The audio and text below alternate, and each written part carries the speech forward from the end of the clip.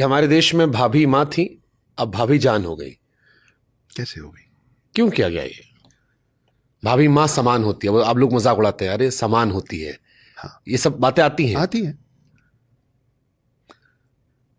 एक वक्त था शुभंकर भाई जब यहाँ पे एक शब्द आया अरब कंट्रीज से, जो इतनी बोलचाल की भाषा में रम गया कि अभी इस पॉडकास्ट में मेरे ख्याल से 2 बार तो आप बोल चुके हैं। वो शब्द है औरत। 2 बार निकला। आपके हाथ में फ़ोन है, आप चाहें तो अभी, नहीं तो बाद में गूगल कर लीजिएगा।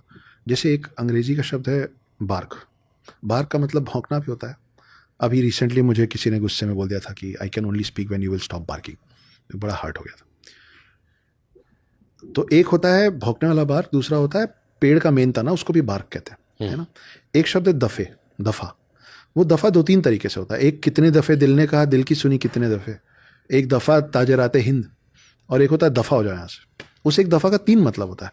औरत शब्द का कोई दूसरा मतलब नहीं होता है सिवाय एक लौते मतलब का, और वह है वजाइना। महिला का गुप्तांग को औरत कहते हैं, और हम लोग इस शब्द को यूज करते हैं। हमको मालूम ही नहीं है। मैं सच करता हूँ। प्लीज कीजिए। बाप रे, ये तो बड़ी खतरनाक चीज आप बता रहे हो जी। तो आप जितने भी दर्शक आप लोग सुन रहे हैं, खास करके महिलाएं, अगर आपके आसपास कोई पुरुष ये शब्द का इस्तेमाल करे तो उनको रोकिए, उनको बोलिए कि हम ये नहीं सुनना चाहते। बट इसमें डिक्शनरी में तो नारी स्त्री वो कह रहे हैं। नहीं नहीं, आप अर्थ उसका है। लिटरल मीनिंग देखिए, नग्नता, प्रॉपर आपको मिलेगा। जननांग दोष और नग्नता। देख लीजिए।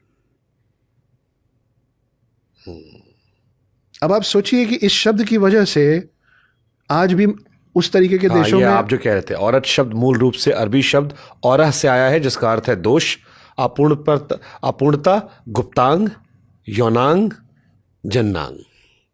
इसमें से एक भी शब्द अच्छा तो नहीं है ना। फिर तो जब अरब कंट्री से आपके मेरे पास ये शब्द आ रहा था, और आप देखिए कि आज भी महिलाओं का उन देशों में क्या हालत है। उनको सिर्फ एक ही काम पे यूज किया जा रहा है। नहीं, वो सिर्फ प्रोडक्ट, उनके इनकी सोच के हिसाब से उनका काम सिर्फ बच्चे जनना है और कोई काम नहीं उनका।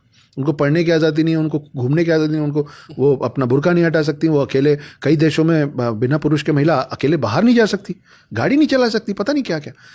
ये आप जिस शब्द का इस्तेमाल करेंगे ना, आपका नज़रिया चीज़ों को लेके वैसा हो जाएगा। You can't help it. तो जब अरब कंट्री से औरत शब्द आ रहा था, उसी समय फ्रांस से आपके पास आया मैडम। मैडम का मतलब होता है, वहां पे इज्जत देने के लिए महिलाओं को बोला जाता है मेडमोजेल, ये शब्द है।